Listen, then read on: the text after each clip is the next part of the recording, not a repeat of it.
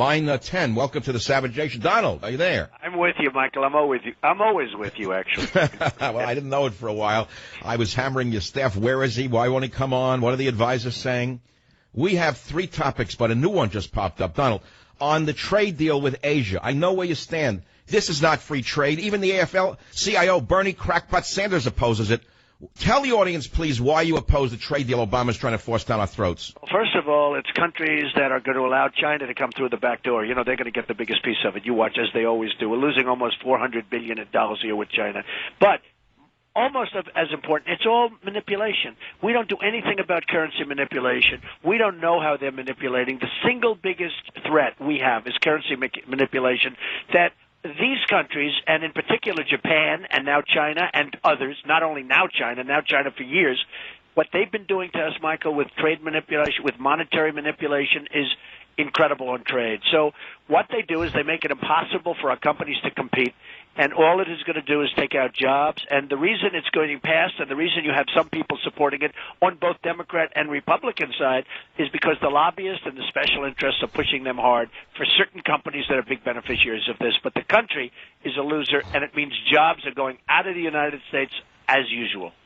I read the deal in detail, the best I could do it, Mr. Trump, and I find that small mom-and-pop car part dealers, clothing manufacturers in the U.S. will probably go out of business from foreign-made goods, which will flood into the United States. How can Obama get away with this when even the AFL-CIO opposes it? How is that possible? Well, the lobbyists representing the companies that want this to happen have contributed to Obama. But these are all lobbyists and special interests, and frankly, they probably represent the countries involved, the 11 countries, but they also represent companies that want this to happen because it's good for them but bad for our country. And essentially what it does is it takes jobs out of our country, and as usual, it takes money out of our country. And watch what happens.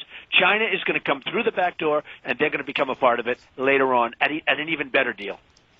How can the Democrats push a trade deal like this after the devastation that NAFTA has wrought and the exportation? I don't have to tell you, you know better than I do what it's done to our indigenous industrial base and our workers. How can they do this again when they know that even the unions oppose them? Are they going to be able to get around the unions? Well, NAFTA has been a complete and total disaster, and this one is going to be probably, I don't know necessarily much smaller. This is going to be another disaster for the country. You know, what it really does, it's sucking the money out of us, and it's sucking our jobs away, and it's sucking our base. Our manufacturing is going to become non-existent. I mean, these deals are just made for the special interests, made for the lobbyists. The lobbyists are making a fortune, and they're taking everything. They're just stripping our country. All right, let's go to. I'm sorry, Donald. Donald, here's another huge issue. Last night, the very nice neurosurgeon Ben Carson seems to be channeling some lunatics when he said, I think he's channeling John Bolton, the guy who looks like a walrus, when he said that U.S. should not allow Russian jets to bomb in Syria, and he wants dogfights in Syria between United States Air Force jets and Russians. What's happening with Carson? Is he going crazy? No, it's the whole thing is over there is first of all, we're backing rebels. You know, they talk about the Free Syrian rebels.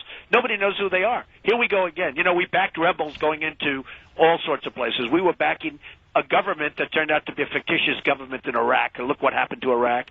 You look at Gaddafi, what happened over there with Libya. I mean, Libya, we backed rebels. You know what the rebels did to the ambassador and to the other people. Okay, these are the rebels we backed. Now, again, we're backing rebels. And as far as I'm concerned, if Russia wants to start getting into the quagmire, you know, we're in there for $4 trillion in the Middle East over the last number of years. We spent $2 trillion in Iraq alone. What do we have for it? We have nothing. You know what's going to happen with Iraq, Michael, is that Iran, right now as we speak, is trying to take over Iraq. They're taking it over with the oil reserves, the biggest in the world, among the biggest in the world. It's unbelievable. So if Russia that thanks to Obama, they'll be able to do the new Persia. I mean, the ancient Persia was incorporating the land called Iraq, as you well know, and with a little help from John Kerry and Obama, we'll see Persia emerge. How about Vladimir Putin? I happen to support him. He's the only one taking on ISIS. He's the only one who's degraded them in a week, while Obama has lied for a year now about taking them on. Do you support or oppose Russia's bombing campaign against ISIS? Well, it's not a question of supporting. I think it's wonderful that Russia is, and by the way, as of today, they're really hitting ISIS hard. And you know why? Because Russia doesn't want ISIS going into Russia. It's very simple, okay? Right. And they were saying, right. oh, he's hitting other people, he's hitting rebels that we're friendly with. I spoke to a general 3 days ago. He doesn't even know who these rebels. We don't even know who these rebels are. They could be ISIS. They could be worse than anybody that we have. They could be worse than Assad. So, no, I'm surprised when I hear people talking like, oh, gee, isn't it terrible? They want us to start World War III in Syria. You know that. I do know that. They're not thinking carefully. Have you met Vladimir Putin? Yes. You have? One time, yes, long time ago. Do you feel I'm with him great, by the way. I'm saying if you do win the presidency, and I certainly hope you do you feel that you could do business with Vladimir? Yes, I do. I mean, that's what I do. You know, deals are people. Deals aren't deals. Deals are people. Yes, I think I would get along very well. I had the big Miss Universe pageant in, believe it or not, in Moscow 2 years ago. I got so many of the Russian leaders and the top people in Russia.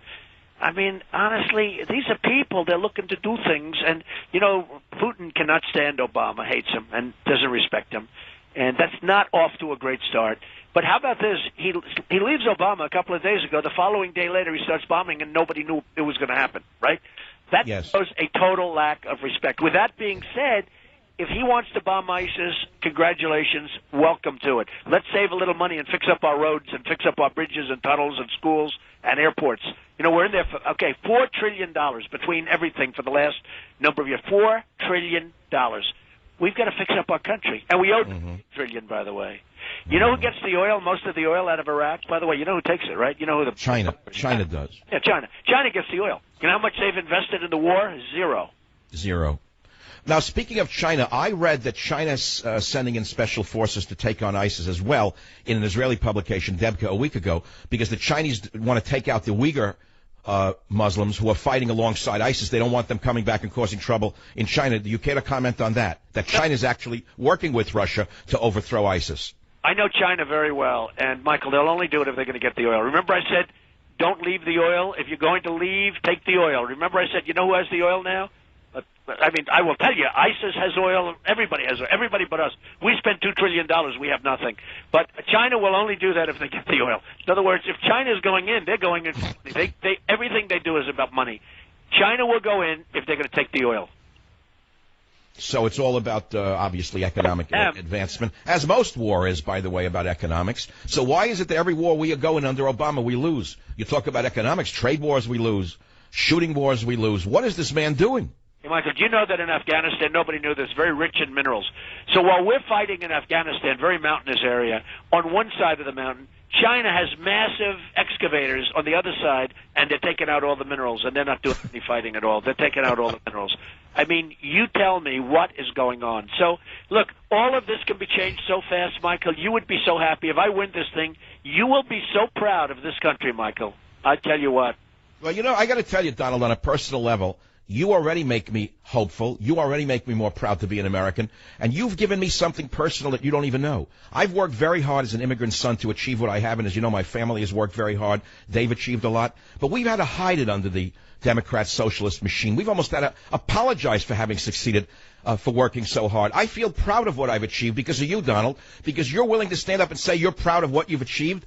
You make me willing to stand up and say that. Do you know that you've had a positive effect already? Well, that's very nice for you to say that, and you've done an amazing job. And I look at your ratings, and I look at you, just you, and, you know, you've been a special guy. You've been amazing, and you've been really nice to me, and I appreciate it. But, you know, I get crowds. We had in Dallas, Texas, in the American Airlines Center, Mark Cuban's place where the Mavericks play, 20,000 people. In Mobile, Alabama, we had 35,000 people. And, I mean, we filled it up in like 3-4 days.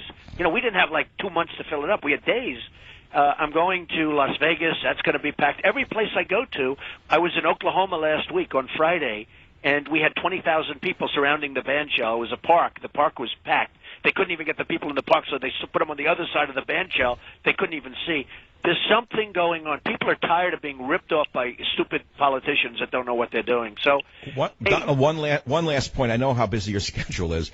You may not even know this, but I only found this out a week ago. Do you know that you and I don't know whether the publishers have done it on purpose. They have your book coming out on October 27th, which is the exact pub date of my book, Government Zero. We're going to have dueling books, Donald, which are saying basically the same thing. Did you know the publishers have done that?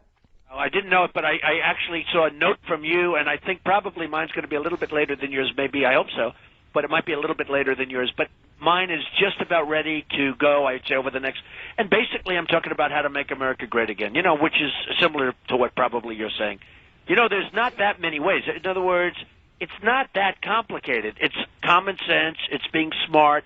It's understanding. It's respect. It's leadership. and we can make this country truly great again. But if it keeps going this way, we're not going to be able to. It's going to be too late. Donald, we need good people. You said it yourself. You need smart people in every government position in order to save the country. You said you'd bring in one of the great negotiators. I loved hearing that because they'd finally make China pay their fair share. But, you know, we have such corruption right now in science itself that there's virtually almost no real honest science anymore. And the best evidence I have for that is the fake global warming research. Almost every study comes out that's warped. It's all corrupt. Again, Donald, I'm going to put it out because I keep saying it because people are hearing it. When you become president, I want you to consider appointing me to the head of the NIH. I will make sure that America has real science and real medicine again in this country because I know the corruption. I know how to clean it up. And I know how to make real research work again. I think that's great, and I think that, frankly... No, I would leave radio for that. Donald, I would take a cut in pay that would be astronomical, but I would do it for this country. You could pay me $1 a year, and I would do it, just to make sure we have real science and medicine. Well, you know, you'd get common sense if that were the case, that I can tell you, because I hear so much about the NIH, and it's terrible.